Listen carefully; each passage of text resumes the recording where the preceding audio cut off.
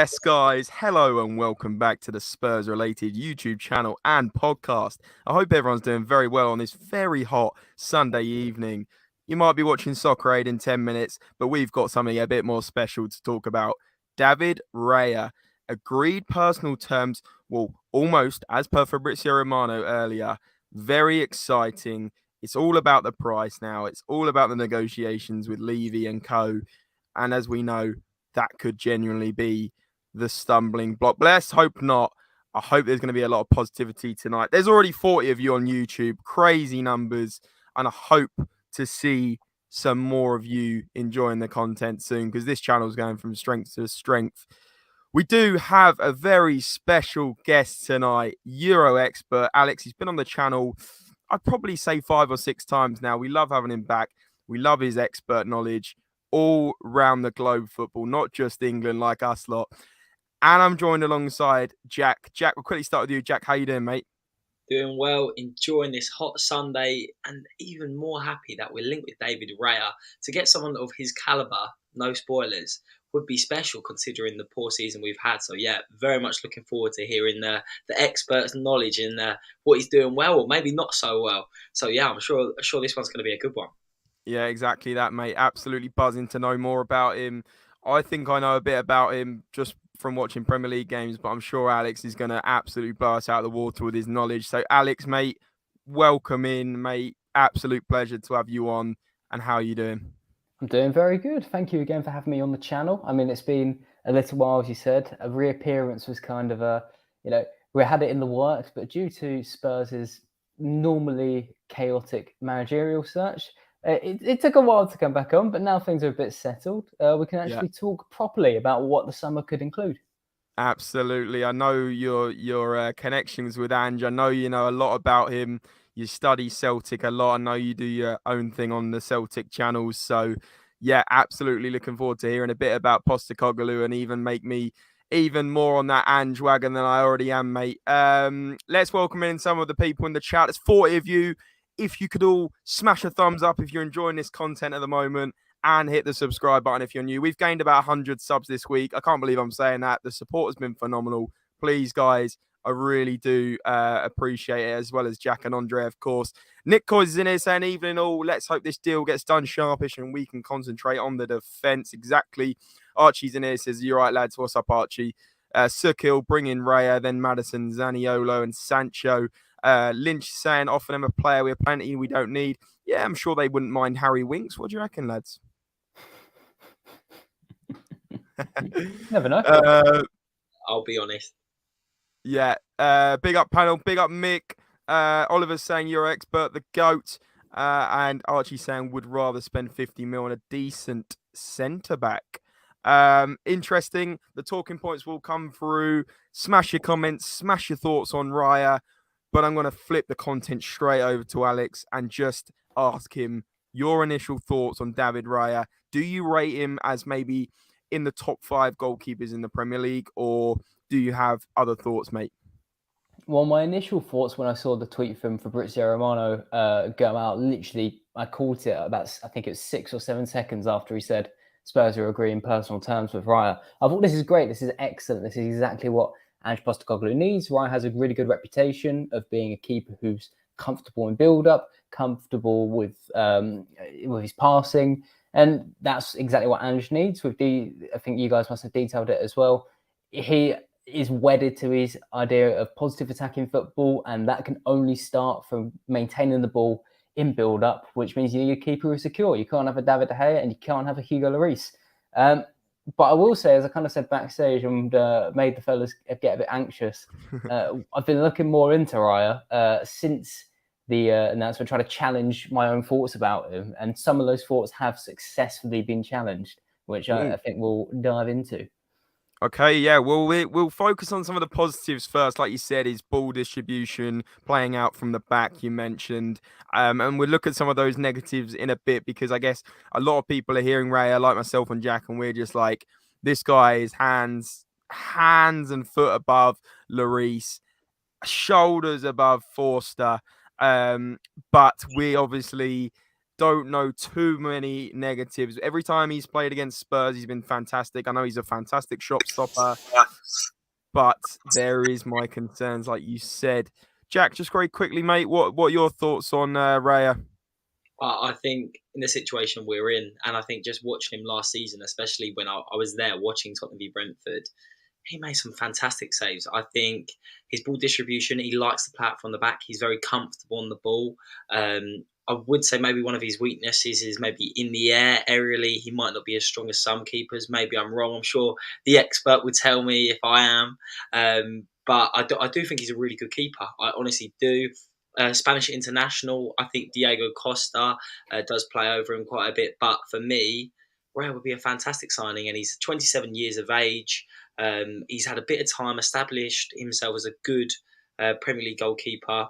Yeah, and I think 40 million is quite a high price for 1 year left on his deal. I'd like to see Levy negotiate a bit, and we all know he's more than capable of doing that. So yeah, for me, the signs are positive. Yeah, absolutely. Elliot's saying, does Porro fit the Ange mould? We will get into things about Ange Postecoglou. I want to hear Alex's thoughts on him because I know he rates him very, very, very highly. I think that's fair to say, Alex. But also, we'll focus on Raya. We'll do this in two parts. We'll focus on Raya, and then we'll move over to tactics under Ange, potential players that are going to be kept, potential players that are going to definitely leave. So we'll get into all those things, but please do keep smashing the questions in. There's 50, 60 of you now watching on YouTube alone. Facebook's another 30 or something. It's crazy numbers, guys. We really do appreciate the support. And as the comments flow more and more, if you do want to skip the queue and you want your question answered by the panel, by Alex and co, then do please let us, please do post a super chat. That's the best way to skip the queue. There's all sorts of things you can support the channel with, but please do support the channel any way you can. We really do appreciate it. Sukil's saying now Newcastle leading the race for Maddison. Comment here. I think we're forgetting Jed Spence a lot. Alex, what do you think in terms of Raya? I mean, Jed Spence is obviously completely different. It's a completely different kettle of fish. But I think this comment means like, you've got the hype of Jed Spence, and then suddenly he's bought and he's loaned out. I'm talking more comparison to a player that we've reviewed yesterday, Alex Scott. There's a lot of people that want this guy. Just very quickly, I know I just said we'd focus on other players after, but do you think that sometimes a player is hyped up way too much and then they come in and then they get loaned out very easily? Or do you think that Alex Scott is a good player?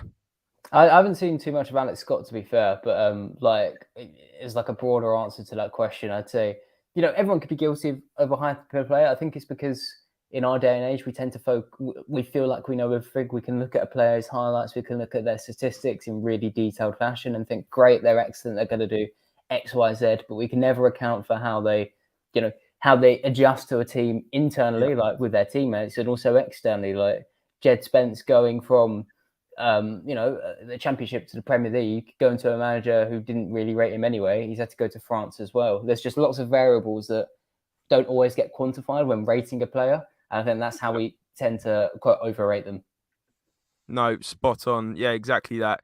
Especially when they transfer to other leagues, it may look like they're better and more suited to that league, and then they come over and they potentially disappoint. Very quickly, I know, again, I'm repeating myself. I don't want to move away from Raya straight away, but comment here from Adins, big yourself up, mate, a regular now. Udoji, what do you know about him, and do you think we can be excited about him next season? Yeah, this will be an interesting one, kind of similar to Spence's case. He's been at Udinese, I believe, for the last couple of seasons. Obviously, you bought him and loaned him back.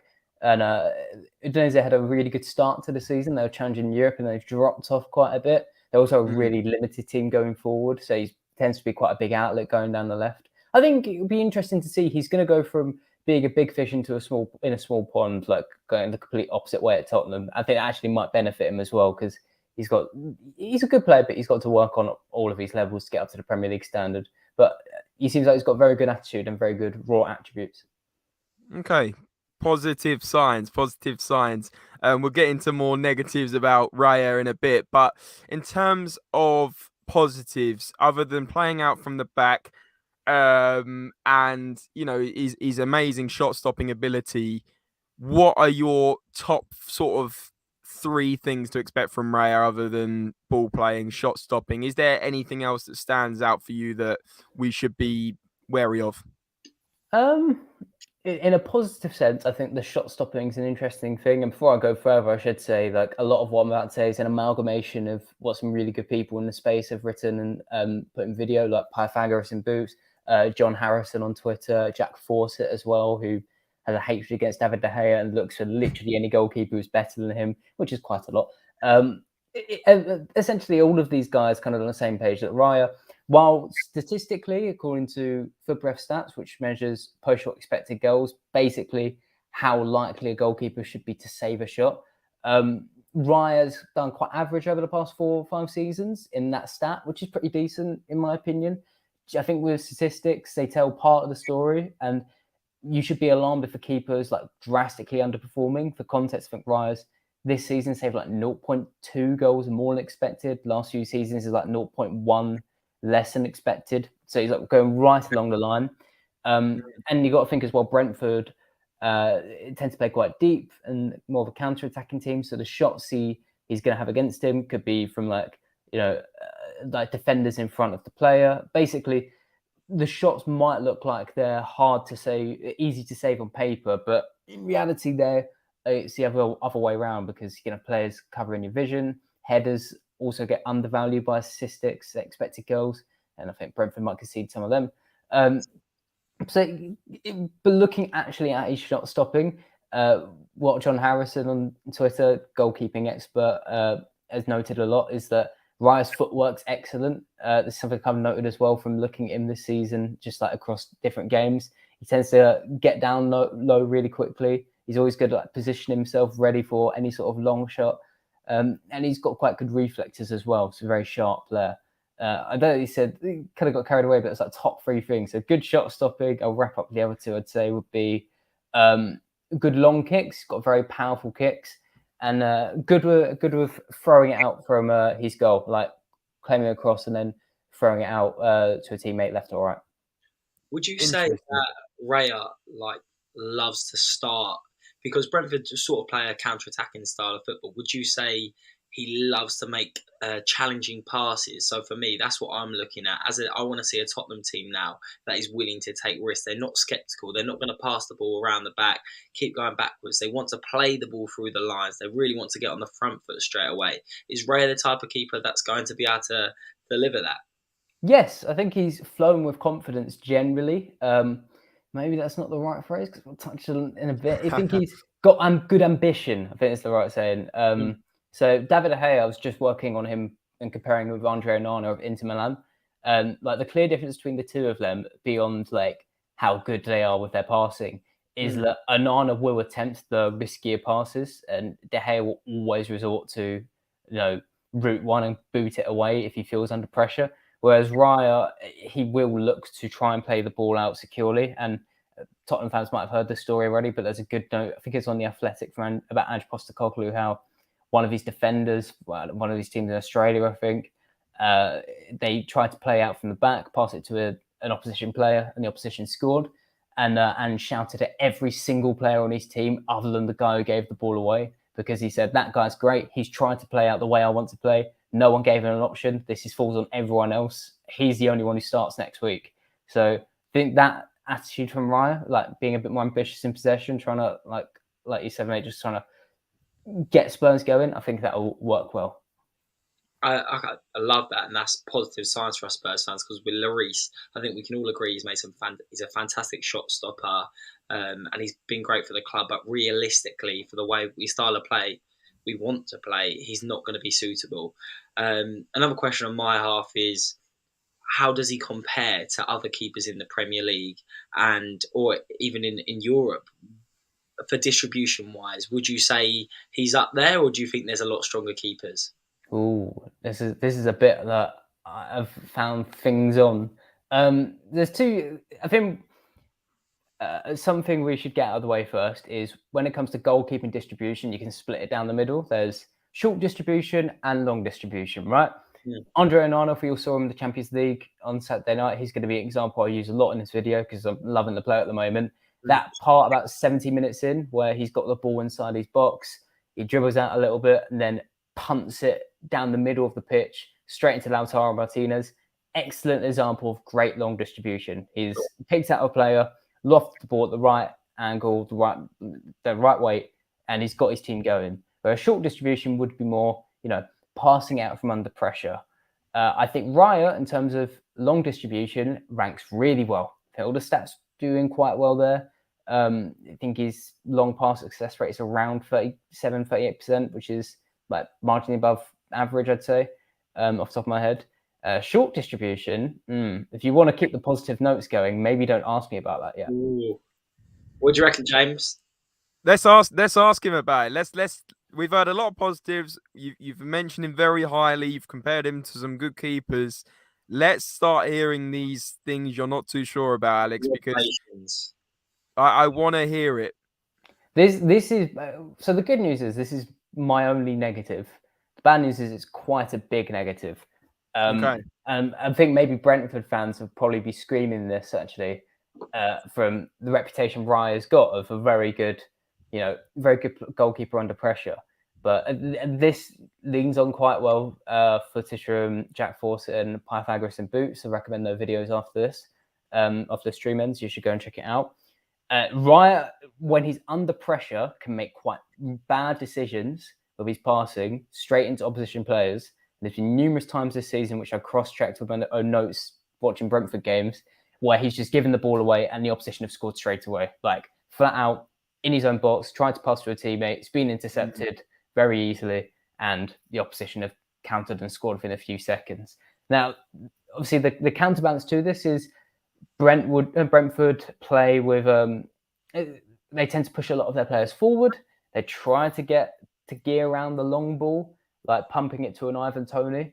But the argument that's been made by a couple of Brentford fans is that Thomas Frank, the coach, has geared the team that way partly because he doesn't completely trust Raya with his short passing, and also Brentford play a back three. Really, he should have no excuse for finding options that are short.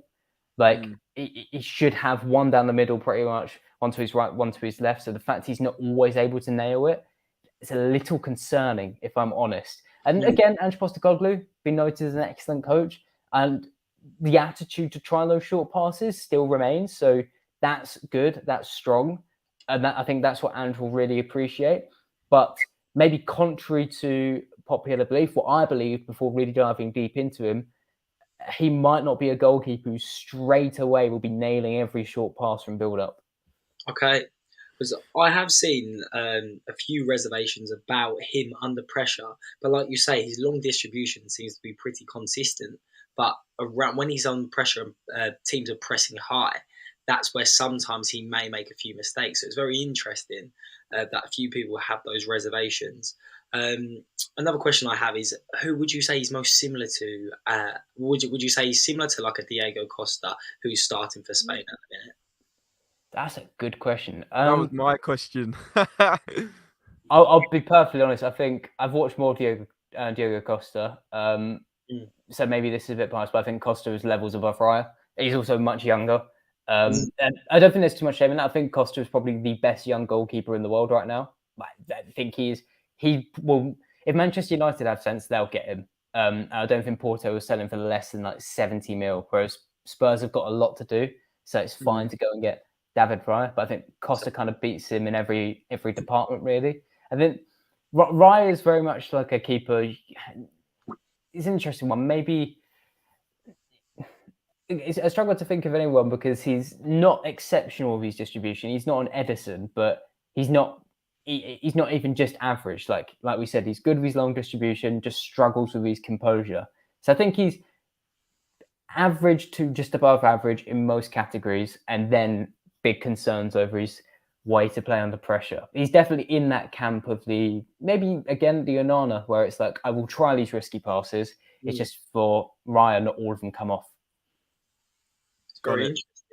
But would you say he's an upgrade on? Sorry, James, but you'd say he's an upgrade on Hugo Lloris? Oh yeah, absolutely. Going from like Lloris to him in terms of like passing is like going from me to Lloris. Like there's levels to this game, and Lloris is like I'm aware I'm on the Tottenham channel right now. I think Lloris has been abhorrent with his feet, and I think shot stopping wise in the stats he's been terrible this season as well. I'm actually kind of surprised your Tottenham have been smart enough to ditch him. Yeah.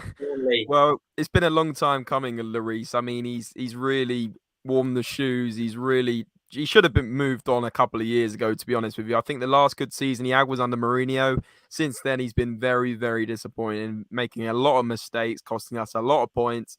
I love Hugo, but yeah, I'm so happy that finally we're going to get a full-time replacement for him, because Fraser Forster, he's done okay when he's come in. People would say, let's keep him as a backup, but my goodness, we need a first-team keeper so much. And I really hope we don't mess around with this price. 40 million is what Brentford are holding out for. I could see us doing a Daniel Levy, bidding like 34, 35, trying to like rustle their feathers a little bit. And then I think another team will come in for him as well. There's no way we're the only team coming in for Raya. That you just know that come tomorrow, there'll be another team in for him.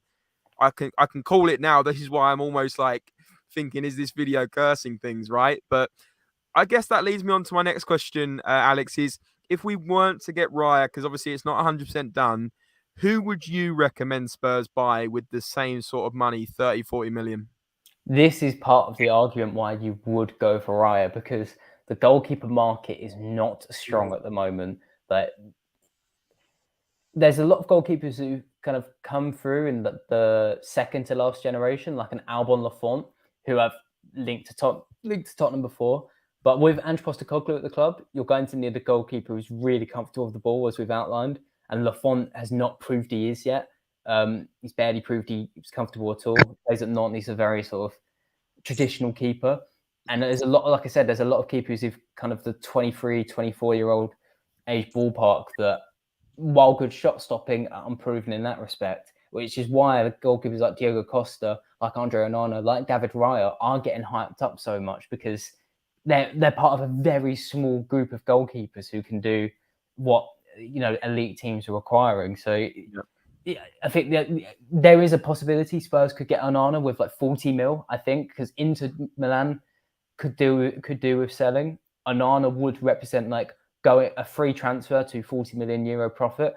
And I can only see that happening though if Milan, if people don't know, they've got a fallout at the moment. Their sporting director Maldini was fired and a lot of players want to leave. If Chelsea went for Mike Maignan and Manchester United went for Diogo Costa, I think, and then Inter still wanted to sell Onana, I think at that point Spurs could get Onana. But really? Yeah, I think that's because at that point, I mean, in the kindest way possible, Chelsea United are more attractive options than Tottenham right now. Yeah, 100%. Yeah, and especially with the money Chelsea have to play around. So I think you need United and Chelsea to sign up their goalkeepers before Spurs kind of get who they want. Yeah, good point. Well, the only argument I'd have is I totally agree that about Chelsea and Manchester United, especially with the financial power they have. Would a player like Onana have want to come to Tottenham when he's just made the Champions League final at Inter? And another question I'd have is, you probably know more than me, but from what I've seen is there's been a lot of remarks about his attitude a couple of times, Onana's, and that he sometimes is the best, most positive character in the dressing room. Maybe that's just a rumour, but just a few things I've seen. What do you make of that? And do you think Spurs is still a more attractive option than Inter Milan? Yeah, this is the thing as well. He's just gone for a Champions League final. I think you can make the argument that, we're the Premier League, come play in the best league in the world, come play for what should be a regular Champions League team, and you'll be rewarded. But again, he needs convincing and a bit of that cash. In terms of his attitude, the most I saw was during the World Cup with Cameroon, where I know he retired from international football. And from what I remember reading at the time was that Rigobert Song, the manager, I believe was his name, was just like, I do not want my keeper being as bold as you are, like coming out of the box. And Onana said, that's the way I play. And then they fell out. So if it's on that front, again, might be an issue, but at least his vision and Ange's vision would be aligned. So you wouldn't expect that discrepancy. I haven't seen too many reports at Inter though, so maybe you'd have the edge there. Maybe you have the No, I that think one. it's probably mainly revolved around the World Cup. I remember him pulling out the squad, but it seems like maybe he's just a strong character and believes in his footballing ability, and that he didn't want to listen to a manager that wasn't going to let him play the football that he believes it should be played. So I just thought if you knew any more on it, it'd be a question that's worth asking. Yeah, no, fair. Absolutely good chat, guys. One more question from me on keepers, because I think we covered off Raya in the first half an hour, and we've covered off a little bit about potential other keepers through Alex's top Euro knowledge. ADX1NS is saying Yasmin Bunu. I believe that's the Villarreal keeper. Alex, you probably able to tell me a bit more about him. Is he a good option or not? Sevilla keeper, I believe. He was Sevilla, the sorry. Moroccan keeper during the World Cup. Again, I think this falls into the category of good shot stopper, but not super trusted with the ball at his feet. In fairness, I haven't watched too much of him on that regard this season. So, yeah, maybe there's insight to be had there, but my instinct would be not really of the required level. And there's the comment coming up about Edouard Mendy. I'd be going for Kepa before Mendy, and that's saying a lot. Yeah, wow. Distribution-wise, I totally agree. It also seems a bit of a common theme here. Maybe I'm wrong, but a lot of the Spanish keepers play expansive football and they like distribution. Would you agree with that? Yeah, it seems so, really. It's interesting as well because La Liga this year has become a lot more tactically bold. A lot of teams are playing opposite to what they're stereotyped as, which is like 4-4-2 Getafe and Atletico Madrid teams. They're kind of getting out of their shell in that respect. So, yeah, maybe there's something to be had here with these Spanish keepers coming through and being quite happy playing with the ball at their feet. Love it. Good chat on keepers. Half an hour of keeper chat. Guys, we're going to move on. We appreciate Alex's time. We don't want to keep him here all night, but we do obviously want to talk about Ange Postecoglou. And I know Alex knows an awful lot about him. I know he's watched a lot of Celtic. I think that's fair to say, Alex, with your other stuff on your Celtic pod. Before we do get into things, guys, there is 80 of you on YouTube. Ridiculous numbers considering we were so inactive a couple of weeks ago. We're back on it, daily uploads. And I think even just from being in this stream tonight, there's about 25 of you that have genuinely subbed since we've been live, which is crazy. If you guys can keep hitting that sub button, keep hitting that like button, which also helps us out massively. We really appreciate it. We're 5 off 1.5k. I mean, literally, we hit 1.4k earlier this week. It's mental. But also, as well as liking and subbing to this channel, please go over to Alex's YouTube channel and his Twitter and TikTok. I'll leave Alex to quickly plug that now, but it's in the title of the video. If you want his YouTube channel, it's on the YouTube title. So please do get him to 4K. I think he's very near. Alex, what can you find over there other than absolutely insane content about players in depth? Thank you very much, man. Yeah, glad to see people subscribe to this channel. It's one of the best Spurs channels out there. If you subscribe to my YouTube channel at the moment, then you'll get a horizontal version of my Ange to Spurs video, which I know will be quite needed for some people. I'm very happy that so many Spurs fans who are tuned in to watch an 8-minute video that was in portrait. I mean, I'm part of a generation that would never do that. And I'm young as well, so I don't know. Yeah. Good to see the Gen Z guys are really clicking in for that. Love it. Yeah, and your TikTok's doing well as well. Last time I checked, you were over 40k or something there, probably even more now, right? Yeah, just coming up to 80k hopefully soon. So 80k. Well. There you go. Look, I'm so behind. I think last time you were genuine on near a 40-50, so you're growing like that mad on there as well, which is absolutely insane. Right, let's talk Ange Postecoglou. Let's talk Celtic players that could potentially come over and any other insights you have as well, Alex. So first comment, and guys, get your comments in. This is your time to ask Alex. He knows his stuff about Ange. Trust me. And the first one's from Christian. Big yourself up, Christian. Thanks for your comment. Reckon we will go for Jota. First question is, will we go for Jota? And second on that, how good is this guy? Oh, that's a good question. Yeah, that's not a bad idea, actually. I think Ange will look to bring in someone from Celtic because, as we've kind of detailed, he believes so steadfast in his ideals and principles. He's stepping up to a Premier League club, so it'll help to have other people in the room than coaching staff come in and say that this is what it will look like. This is why it works. I mean, I put an ex-Spurs man up for that, which we might touch on. later. Jota, he's played on both flanks for Celtic, generally more off the left. He's probably been the best player in Scotland, I'd say, this year, especially with Kyogo Furuhashi out. He's quite good on both feet. Takes a decent amount of shots from range, if I remember correctly, as well. But I think he'd come in nicely as depth for both flanks, which, from looking at the Spurs squad, is needed, because I think next season, if you do sign Kulusevski, I know you're haggling over the buy fee, apparently, according to the media, which is a surprise. Daniel Levy never saw that coming. You'd have Hill, Kulusevski, Son, and kind of Richarlison on the wings, and I think there's space for Jota there, and I think he's kind of earned the move up. Got it. Sounds promising. So I think what you're saying from that, correct me if I'm wrong, is you probably would go for another player from Celtic over him for Tottenham? Yeah, possibly. I think he'd work quite well, actually. I just hadn't thought about Jota for this, but he'd rank quite high. The other person I was thinking of, which I know it's very controversial amongst Spurs fans, which I saw. Don't say it. Don't say Cameron Carter-Vickers. I am, but not as a starter. Not as a starter, because I know listen, I'm not a Spurs fan, but I'm embedded in Spurs culture. I know he's got the nickname Pre-Season Man, so I'm not saying he's the starter, but what should be known is that he's come leaps and bounds at Celtic. Like, him carrying the ball out from the back, it's a bit pointless to read off statistics for this because Celtic are dominant, but even against teams like Rangers and Champions League, he's ridiculously confident, like taking the ball out from the back and firing it into players. And I mean firing. That's the thing that really stands out to me about him. Like, I haven't seen so many players with such a good weight of pass. Like, he'll break the lines, not just because he's found passing it to Kyogo down the middle, but he's fired it in between the gaps, so it doesn't give any time to intercept it. And like I said, I'm not saying he should start. I'm just saying, if Ange wants someone to come in who he thinks he can rely on and also has leadership skills as well. He was captain at Celtic points this season for about 7-8 games in a row and has improved a lot, and he's still only 25 years old. I reckon he'd be cheap. I honestly feel like that's a fine move for Ange Postecoglou, especially, again, this would be contingent on spending bigger in other areas. Like, he would not be my first signing at all, but this would be the sort of late window move that I think could do well for Ange. And I think he's honestly deserve a chance, even just as a rotational player for the Premier League.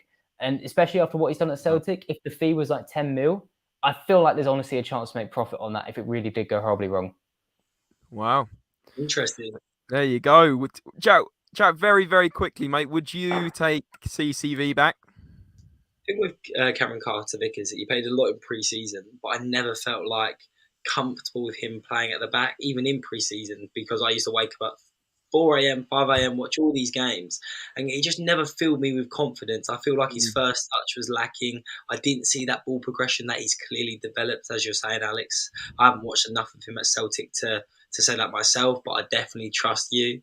So yeah, it's interesting. I just feel like to come to the Premier League and come to Tottenham, you really need to have that next level of confidence. You've got to come in and believe you're the man straight away. You almost need to have a sort of egotistical way about you, because coming into a top 6 club on paper and starting, you've really got to set the world alight straight away. And the only academy product playing at the back who I believed at the start had the potential was Tanganga. But if you speak to most Spurs fans now, he's not up to the standard. Right. And get rid of Tanganga. I feel like if we bring Cameron Carter-Vickers back, we're not progressing as a club. I think we have to move on. Not saying he's not going to be a good player, but I think there's better options out there. Yeah, I think you're right, Jack. I think you're spot on. But also, Alex has probably been watching Cameron Carter-Vickers a lot more than us. He's probably come on as a player massively since he left us. And he's turned into a leader, like he said. He was really lacking that before. He was almost getting carried by defenders. So I think it's a really good point. I want to hear a bit more about Hatate and Kyogo in a minute, if that's all right, Alex. But there has been so many comments I can't keep up. Honestly, guys, genuinely, from the bottom of my heart, massively appreciate all the support. There's 100 of you watching on YouTube, which is absolutely mental numbers. So please do keep the support going. And if you do want to skip the questions queue, the super chat function is there. I think you can donate like 99p, something as small as that, to get Alex and myself and Jack to answer these questions straight up. We'll drop everything else. It's almost like we drop everything else and read, that kind of old school saying. Elliot Bain has asked this 4 or 5 times now, and I just think it's a great question. Alex, do you think Pedro Porro fits into the Ange mould, bearing in mind he's probably going to play a 4 at the back? Pedro Porro has been done up a little bit as a right back. He's more of a right wing back. People are asking him even to play as a right winger. What do you think? I think there is a home for him at right back, which I know is counter to what a lot of people have said. I feel like we haven't seen the best of him at Spurs, and we've not seen the capabilities he has. I think he has been pushed really wide as a right wing back. And even when you've played sort of like a lopsided back four, he's been the guy who's pushed forward from what I've seen. At Sporting, something that I did try to stress when he moved to Tottenham, not only was he able to like cross him really wide, but Sporting would like to play down the left at times. I think it'd be Santos on their left wing back. He'd push forward quite a bit. And Porro was perfectly comfortable inverting into a back three, like not just into midfield, but into like the defense as well. So he's got the discipline to sit back when needed. It's all about how Ange wants to work it. He had a similar thing at Celtic. Greg Taylor at left back. There's a consistent issue of him of can he invert into defence. He did it quite well. Celtic spent quite a bit of money last season on an Argentine guy called Alexander Bernabei, and he was a guy who just Bernabei. Bernabei. I thought Bernabei was on the Champions League show last night, mate. No, not Bernabei, Okay. I'm afraid. But Bernabei, he was basically like the most old school, typical wing back you could think of, or fullback, like constantly bombing down the left, never really inverting into midfield. If he had the ball, he was dribbling, he was rarely passing. And despite being a fairly big money signing for Celtic, didn't play this season. Has largely been frozen out because Ange thought he'd be good and hasn't rated him. I think we won't see that happen with Porro. And there is capability for him to fit in under Ange. He's got discipline to rotate into defence if needed. And equally, I think he'd be very good pushing down the right wing if Kulusevski's coming inside and being more of the sort of like the inner number 10 position on the right-hand side, like floating inside, and Porro going down his right. Love it. I've got another question. Sorry, James. Before you do, Jack, big up Bobby K. Just become a channel member, and he's also just let me know that I've plugged it twice now about the super chats if you want to skip the queue. Turns out they're not on for some reason, so I have to look into that. But any support is grateful, and it looks like the memberships are the only way to do that right now until I've sorted it out. I did just turn it on. I don't know why it turned off, but anyway, thanks for letting me know about that. Jack, and yeah, Bobby K, massive, always helping the channel, always supporting and the community. So big yourself up, Bobby K. Thank you, mate. And guys, do go and check out the 3 Spurs boys after this stream. Jack, over to you, mate. So what I was going to ask, Alex, is we know Ange, from the research I've done, I'm sure you know more than me, it tends like you can't have both fullbacks all the time pushing up as much. One tends to sit back a bit and one plays inverted. We've just got Udogie coming back from Udinese, and all Spurs fans are extremely excited to see what talent he brings. Who would you say is more going to sit back and who's going to play more forward? And do you see Udogie coming straight in and coming into the starting 11? Because I feel like you've got 2 very offensive fullbacks. Yeah, this is a interesting point. I think Ange will start with, if he doesn't leave, Ben Davis, I'd expect at left back, and he'd be inverting in and letting Porro go down the right-hand side. But long term, I do think, while it may seem unrealistic on paper, it can work with Porro and Udogie at both fullbacks.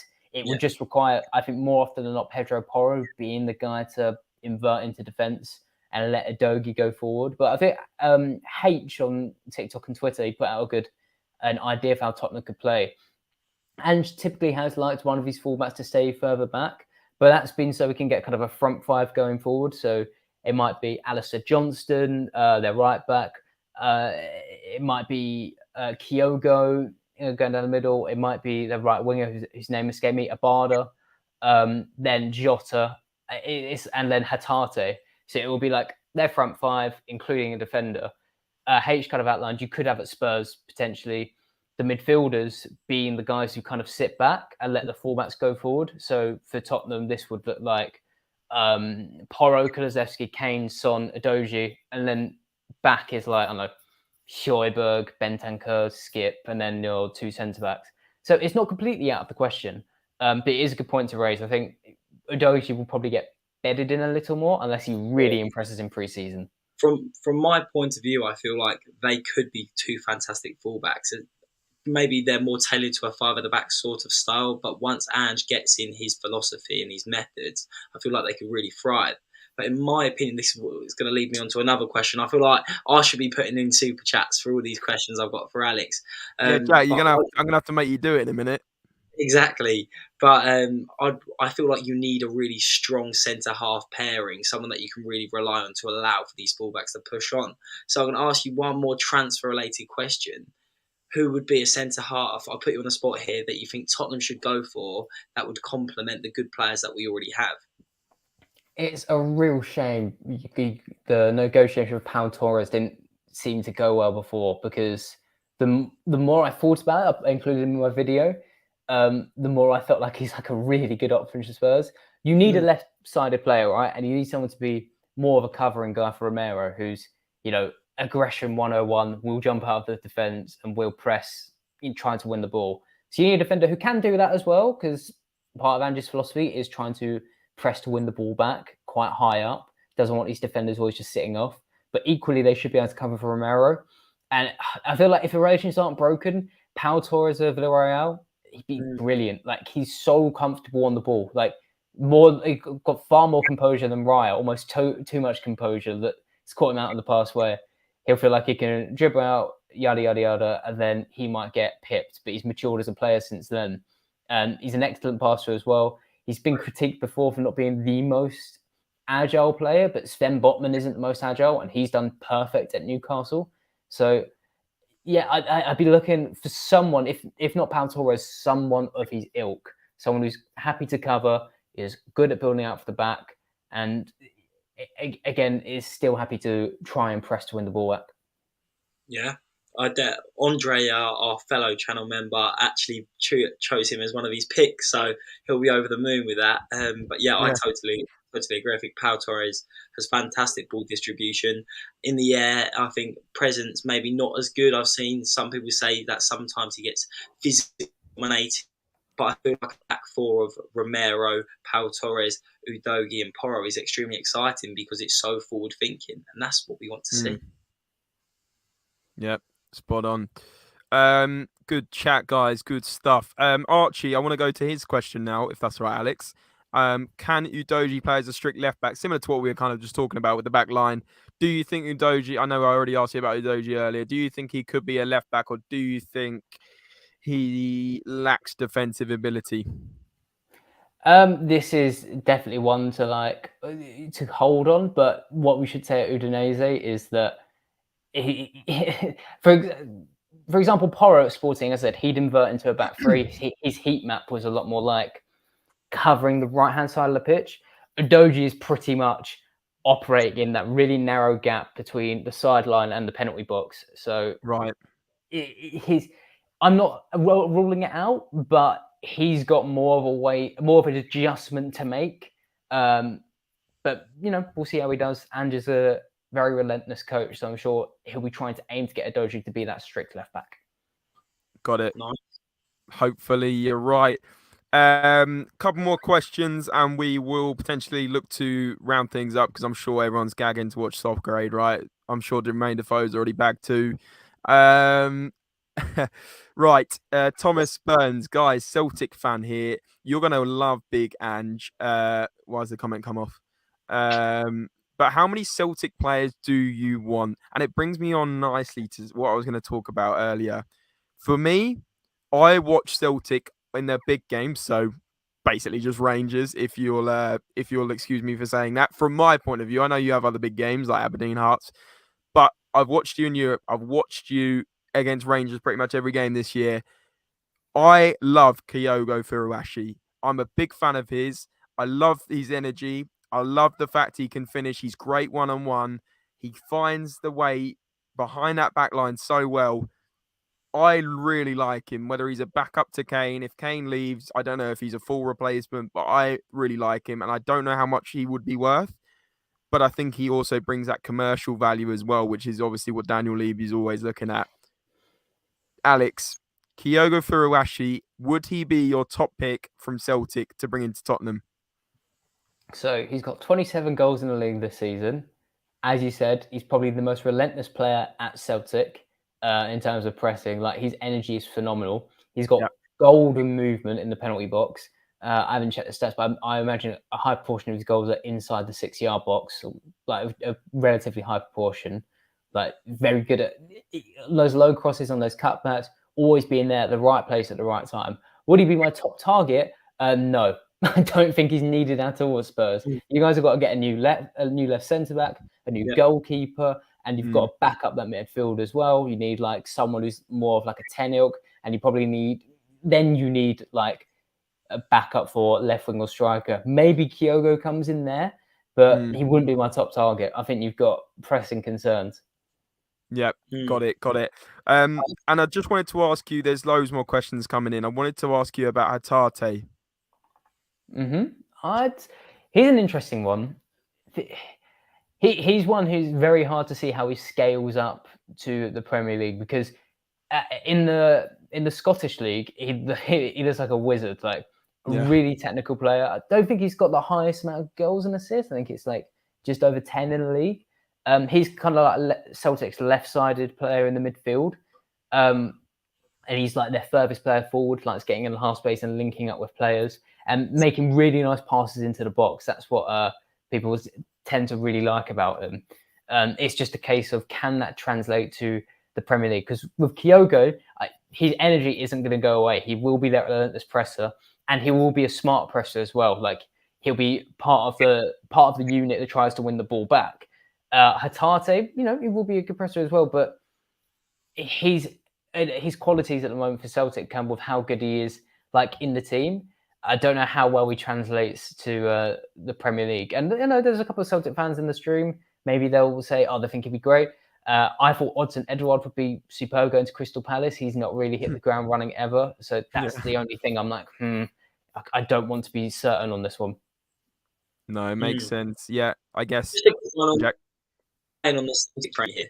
Not many people have mentioned it, but Callum McGregor, I think he plays in the 6 and he's the captain of Celtic. I'm sure Celtic fans adore him. Do you think he's a player that can make that step up and play in a big club like Tottenham and really nail down that starting 6 position? Or do you think there's far better options already at Spurs? I think he is good. I'm not sure there's better options at Spurs. Like, I think he's better than the likes of Højbjerg and Skip for Celtic, what he does, like really good pass for. And he's an interesting one, a good example of Ange's coaching. A few years ago, he was more of an advanced midfielder. He was racking up like 10, 11 goals and assists per season. And then Ange moved him to the 6. That final third output's dropped right down, but no one cares because he's so good under pressure and vital as Celtic build up, and particularly as a forward passer. But I feel like if you're going to go to Celtic and nab someone, you could do better than McGregor, particularly as I think he's in his late 20s. I believe he's quite old off the top of my head. So if you're going to buy 6, you probably want to go for someone a bit younger. Sure. I just thought it's an interesting option because I think he's the captain of Celtic, so he clearly has good leadership skills and someone that can come in, and Ange has a player that he can trust, maybe as a rotation option, someone that is comfortable at the ball at their feet and knows his method straight away. I was interested to see whether it would work quite well, but as we spoke about, lots of options, and like we say, he's got rumoured to have a fantastic recruitment system. He's picked up some real gems at his time at Celtic and being in his time in Australia and Japan. So I'm really excited to see if we sign some players that are a bit under the radar and end up being superstars, just like Brighton have managed to do with their recruitment. Yeah, spot on. Good chat as well, guys. I don't know if my internet's going a bit funny. It's saying it's going a bit funny, so I'm trying my best here. Ronnie saying Lee Kang is going to Atletico Madrid. There was one question I wanted to bring up, and it was from Steam for Euro Expert. And it says, who do you think would be the most improved player at Tottenham? Actually, a couple of people have asked this. Oh, Lucas as well. Lucas is a top creator. Most improved player the Tottenham, who will benefit the most? That's an excellent question. You're going to say Ndombele. He's the first one that came to my head, but that could crash and burn. Essentially, it could be. Like I said, I expanded a lot in my video, so I won't waffle on too much. But if Ndombele is still at Spurs by the end of the transfer window and the end of pre-season, and they haven't made a concrete effort to sell him, then yeah, I think I'd expect big things. Because if Ange likes him, then the talent is there. But he's been away for a couple of years, so I'm trying to think of a player who's at the team who could improve quite a bit. I think a lot of players are kind of near the finished products. Like you think of like a Richarlison, a Kane, a Son. You can't see him improving much more. So maybe someone like Oliver Skip, because in my head, and you guys would have watched him more every week. In my head, I think of him more as a pure ball winner. I think Ange would be looking and thinking, how many more strings can I add to his bow? And he's still young enough to grow as a player. So I'd like to see in a year's time what Oliver Skip's game time looks like and what he's been doing on the pitch. I like it because I think a lot of people have said Oliver Skip, fantastic ball winner, good out of possession, but he doesn't like getting on the ball too much, and he doesn't make those game-changing passes, which are key to how Spurs are going to want to play. So I really hope that he can adapt into Ange's mould of a six. Another player that I feel will personally benefit massively is Kulusevski. If we sign him, I wondered what you thought, because from the research I've done, he relies on one-on-one wingers, people who are going to take on a man and find that yard of space. And for me, I think Kulusevski is really good on one-on-one situations. He's not the fastest, but he uses his body really well in the build-up. And he's also got a wand of a left foot when he cuts in. And I feel like he'd be really good in the system. What do you reckon? Yeah, I can see that happening as well. I think Kulusevski, the issue has mainly been like consistency, right? And maybe that's just more a Tottenham problem as well this season. But I agree with absolutely everything you said there. And you're right, Ange does like his wingers to be like to go 1v1 at defences, drive into the box and sort of upset a deep block. It's a way to kind of create space. Even if the cross gets deflected, it'll fall to a player. And that's something else to expect from Spurs. He likes powering as many players into the box as possible.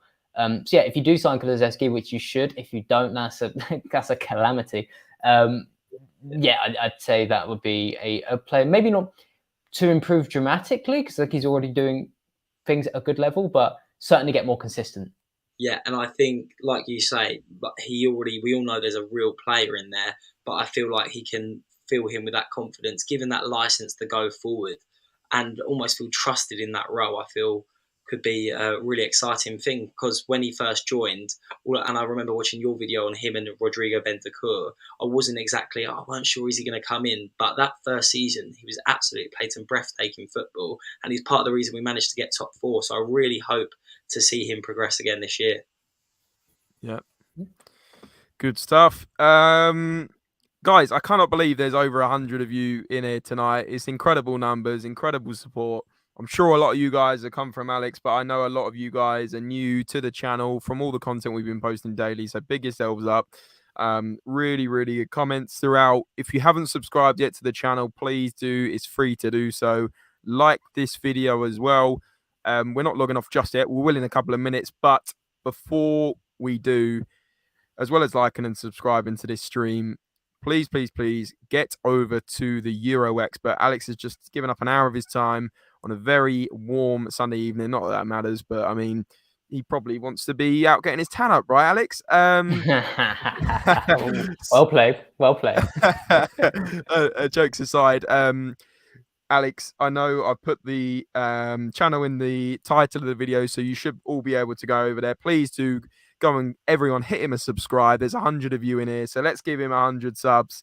Alex, do you want to talk a little bit more about your channel quickly, mate? Yeah, sure. I'm trying to go a little more, well, less videos, but more consistency this summer.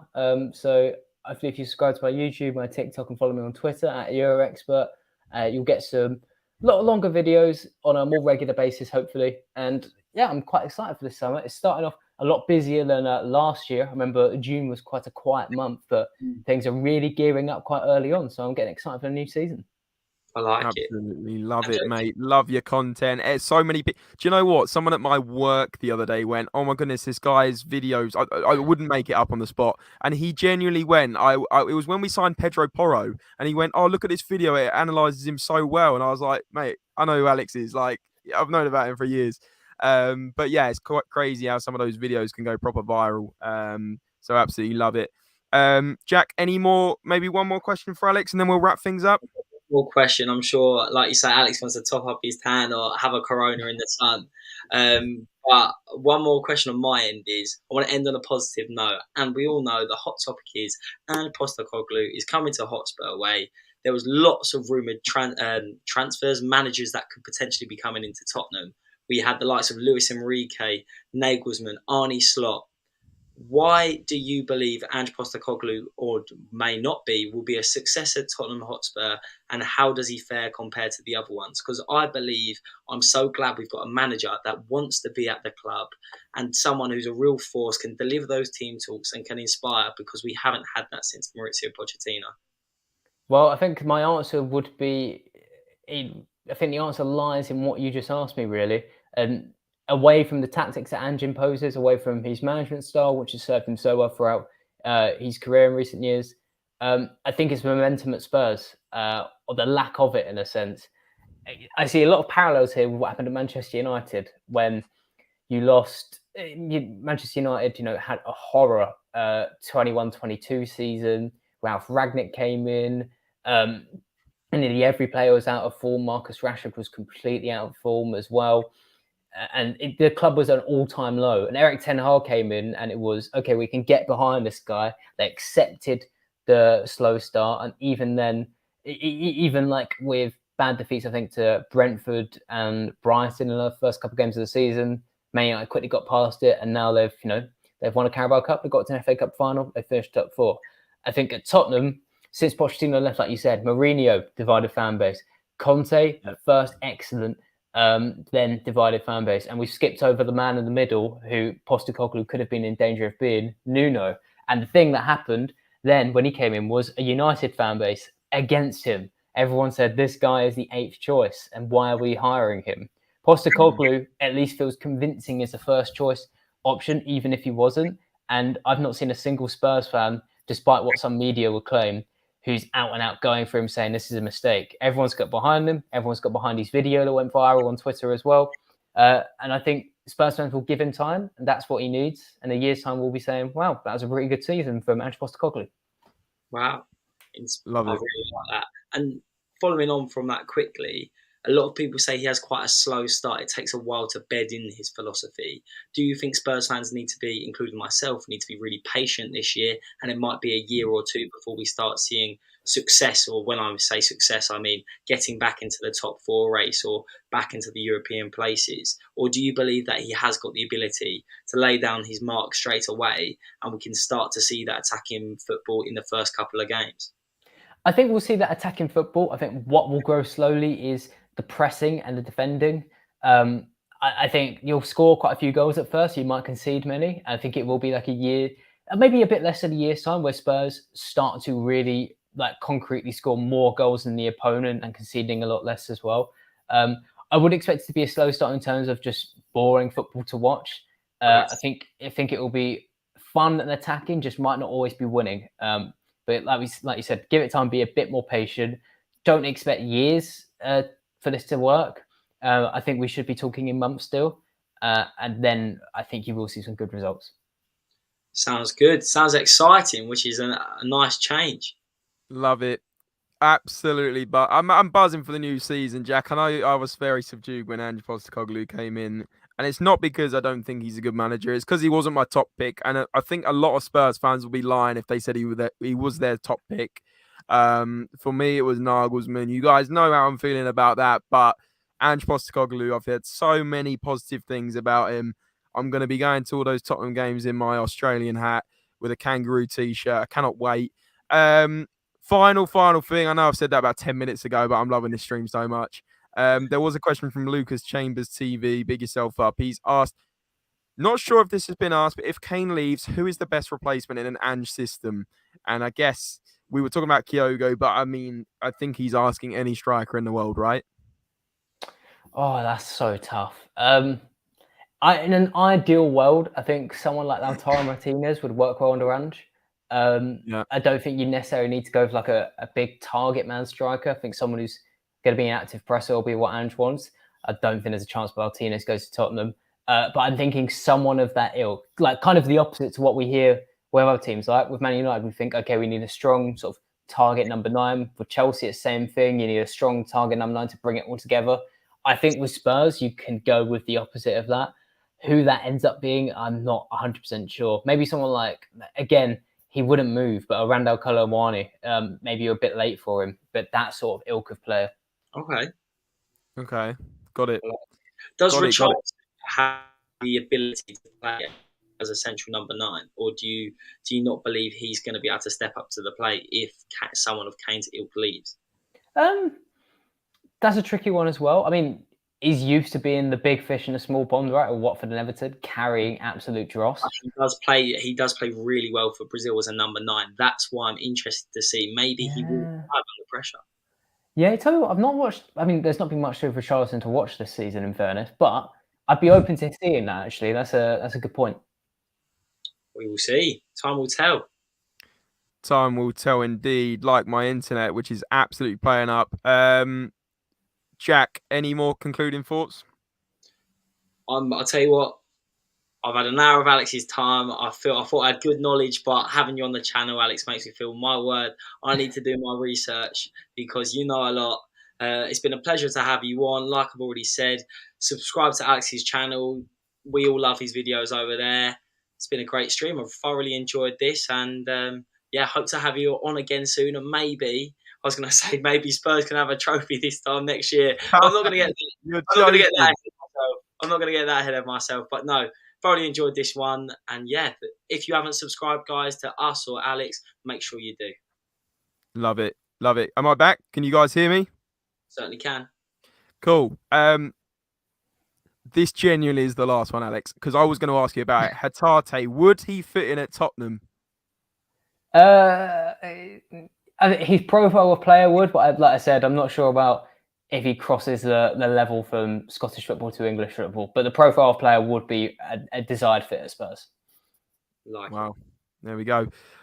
So many new subs tonight, so many likes. If you haven't hit the like button, it's free to do so. Smash the like. You can become a member. I think it's as cheap as £1 or £2 or something like that. I'll sort super chats out for next time. Had an absolute shocker there. All the comments massively appreciated, and a massive thank you to Alex for his time today.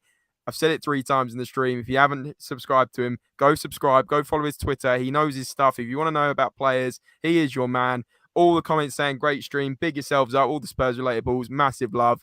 Guys, we'll be live again tomorrow. We'll have videos tomorrow. We'll have content all throughout the week. Keep your eyes on it. Turn your notification bells on. And that's all we have time for, guys. Remember, as always, come on, you Spurs!